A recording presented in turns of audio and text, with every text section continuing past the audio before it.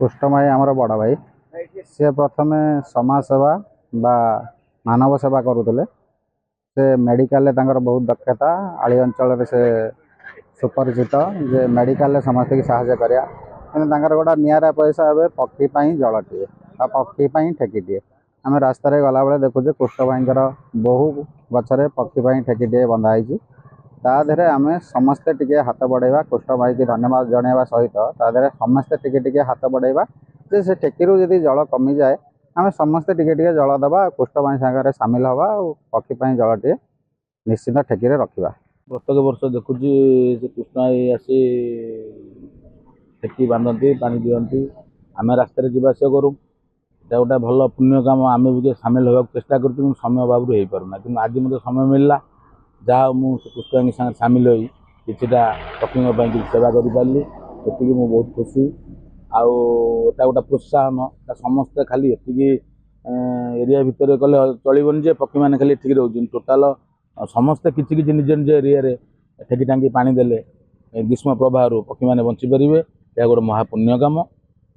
ଆଉ ଆକୁ ମୁଁ କୁଷ୍ଠମୟୀଙ୍କୁ ବହୁତ ବହୁତ ଧନ୍ୟବାଦ ଦେଉଛି ଏବଂ କୁଷ୍ଠମୟୀ ଠାରୁ କିଛି କିଛି ଇନ୍ସପିରେସନ୍ ମିଳିବ ମୋର ନୂତନ ଯୁବପିଢ଼ିକୁ ଏବଂ ଆଗକୁ ଆଗକୁ ଏମିତି ଜାରି ରହିବ ପକ୍ଷୀମାନଙ୍କ ପାଇଁ ସେବା। ପ୍ରଶଂସନୀୟ କାର୍ଯ୍ୟ କୃଷ୍ଣର।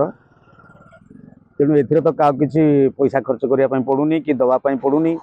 ତେଣୁ ନିଶ୍ଚିତ ଏବେକାର ଯୁବପିଢ଼ି ଏବଂ ଆଗାମୀ ଯେଉଁ ଯୁବପିଢ଼ି ଆସୁଛି ସେମାନେ କୃଷ୍ଣର କାର୍ଯ୍ୟକ୍ରମରେ ସହଯୋଗ କରିବେ।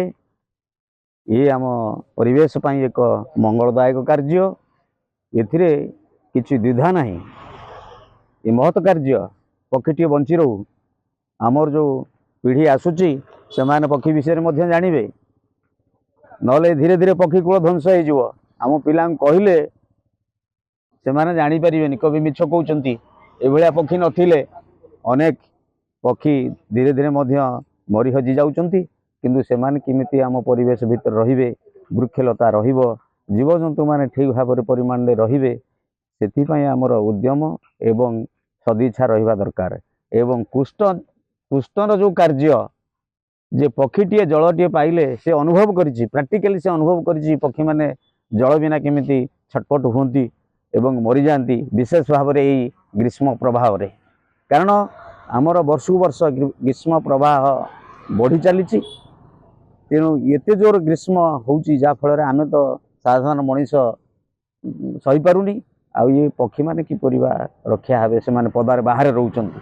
ତେଣୁ ତାଙ୍କ ପାଇଁ ଜଳ ଟିକେ ପହଞ୍ଚିଗଲେ ସେମାନେ ନିଶ୍ଚିତ ଭାବରେ ଅତି ଆନନ୍ଦରେ ଜଳ ଟିକେ ପାଇବେ ଏବଂ ଖୁସିରେ ବଞ୍ଚି ରହିବେ ଆମ ଭିତରେ। ଏ ହେଉଛି କଥା।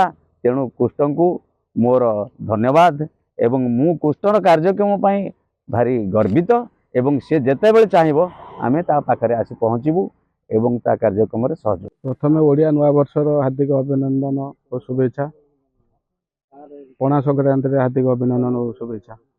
କିନ୍ତୁ ମୁଁ ଆଜିକି 4-5 ବର୍ଷ ହେଇଗଲା ଏ ଗ୍ରୀଷ୍ମ ପ୍ରବାହରେ ପଣା ସଂକ୍ରାନ୍ତି ଦିନଠୁ ମୁଁ ଠେକି ପକ୍ଷୀ ପାଇଁ ଜଳ ଟିକେ ବ୍ୟବସ୍ଥା କରିଚାଲେ। ଗ୍ରୀଷ୍ମ ପ୍ରଭାବରେ ଜୀବଜନ୍ତୁ, ଗାଈ ଗୋରୁ, ଛେଳି ମେଣ୍ଢା କିମ୍ବା ପକ୍ଷୀ ସବୁ ହନ୍ତସନ୍ତ ମାନେ ହେଉଛନ୍ତି। ତାଙ୍କ ବାବଦ ମୁଁ କିଛି ବ୍ୟବସ୍ଥା କରେ ଆଉ ପକ୍ଷୀଙ୍କ ପାଇଁ ସବୁବେଳେ ପାଇଁ ଠେକିଟେ ବାନ୍ଧେ। ଠେକି ବାନ୍ଧି ତା ଦେହରେ ଗ୍ରୀଷ୍ମ ପ୍ରବାହ ସରିଲା ପର୍ଯ୍ୟନ୍ତ ମୁଁ ଜଳ ତା ଦେହରେ ପ୍ରତ୍ୟେକ ଦିନ ଆସି ଜଳ ଭରିକି ଯାଏ। ଚିନ୍ତାଧାରା ଆସିଲା, ମୁଁ ଥରେ 4-5 ବର୍ଷ ତଳେ ଗୋଟେ ରାସ୍ତା ଦେଇକିନା ମାନେ ଯାଉଥିଲି, ଗ୍ରୀଷ୍ମ ପ୍ରବାହ ଚାଲିଥାଏ। ଏଇ ବୈଶାଖ ଜ୍ୟେଷ୍ଠ ମାସ ଭିତରେ ଗୋଟେ ପକ୍ଷୀ ପରିକି କା କା ହେଇକି ବାଡ଼େଇ ହେଉଥାଏ କାଉଠି। ମୁଁ ଦିଗରେ ମୁଁ ପାଣି ବୋତଲ ରଖି ମୁଁ ତାକୁ ବାହାର କରି ତା ପାଟିରେ ଟିକେ ଦେଲି। ଦେଲା ପରେ ସେ ଟିକେ ସୁସ୍ଥ ହେଲା। ତାକୁ ଧରି ତାକୁ ଆଉଁସି ଦେନି, ତାକୁ ସୁସ୍ଥ ଟିକେ ହେଲା, ତାକୁ ଉଡ଼େଇ ଦେନି। ସେଇଠୁ ମୁଁ ଚିନ୍ତା କଲି ଏମାନେ ପାଣି ନ ପାଇକି ଆଜି ଏଭଳିଆ ପରିସ୍ଥିତିରେ ଏମାନେ ଶିକାର ହେଉଛନ୍ତି। ସେଥି ବାବଦ ମୋର ଯେତିକି ମୋର ସକ୍ଷମ ମୁଁ ସେତିକିରେ ମୁଁ ପାଣି ଦେବା ମୁଁ ଚଲେଇଛି।